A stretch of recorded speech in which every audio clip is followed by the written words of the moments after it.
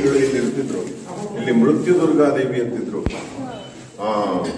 ವರ ಕೊಟ್ಟವರು, ನಿಮ್ಮ ಮಗನಿಗೆ 16 ವರ್ಷದ ಬುದ್ಧಿವಂತ ಬಾಲಕ ಬೇಕಾ, 106 ವರ್ಷದ 120 ವರ್ಷದ ಪೆದ್ದ ಬಾಲಕ ಬೇಕಾ ಅಂತ ಕೇಳಿದ್ರೆ ಇವರು ಬುದ್ಧಿವಂತ ಬಾಲಕ ಬೇಕು ಅಂದ್ರು.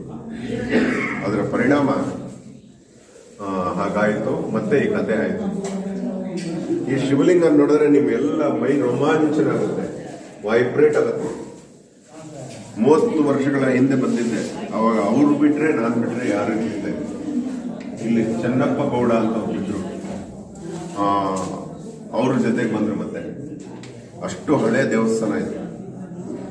ಇಲ್ಲಿ ಅವ್ರ ಮನೆ ಒಂದಿತ್ತು ಅಷ್ಟೇ.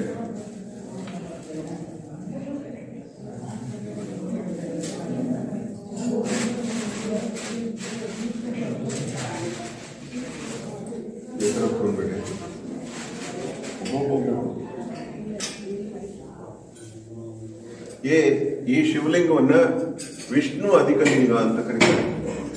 ಬ್ರಹ್ಮಭಾಗ ಕೆಳಗಿಡಿದೆ, ಮಧ್ಯೆ ಇರೋ ಪಾಣಿಪೀಠದ ಎತ್ತರ ಎಷ್ಟಿದೆಯೋ ಅಷ್ಟು ವಿಷ್ಣು ಭಾಗ ಇದೆ, ಮೇಲ್ಭಾಗ ಶಿವಭಾಗ ಇದೆ. ಇದನ್ನ ವಿಷ್ಣು ಅಧಿಕಲಿಂಗ ಅಂತ ಕರೀತಾರೆ. ಶಿವಲಿಂಗಕ್ಕೂ ವಿಷ್ಣು ಅಧಿಕಲಿಂಗ बोलते, विष्णु अधिकलिंग. विष्णु भाग है ना सेंटर में एक्टगन, वो लंबा है. नमः शिवाय, नमः शिवाय. ಮಣ್ಣ ಪ್ರತಿನಿಧಿ ಶಿಕಾರದಿಂದ ಆಗಸದಕ್ಷರ ವಕಾರದಲ್ಲಿಗೆ ಆವರಿಸಿರುವ ಆಕಾರವೇ ಶಿವ ಶಿವ.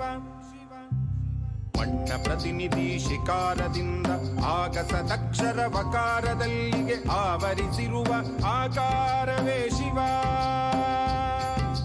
ಗರಗರ ಗಾಳಿಯ ಯಕಾರ ಪೋಣಿಸಿ ನಗನಗಾನಲನ ನಕಾರ ಸೇರಿಸಿ ನೀರ ನೀರಯ ನೀರ ನೀರಯ ಮಕಾರದೊಂದಿಗೆ 5 ಅಕ್ಷರದ ಭೂತನಾಥನ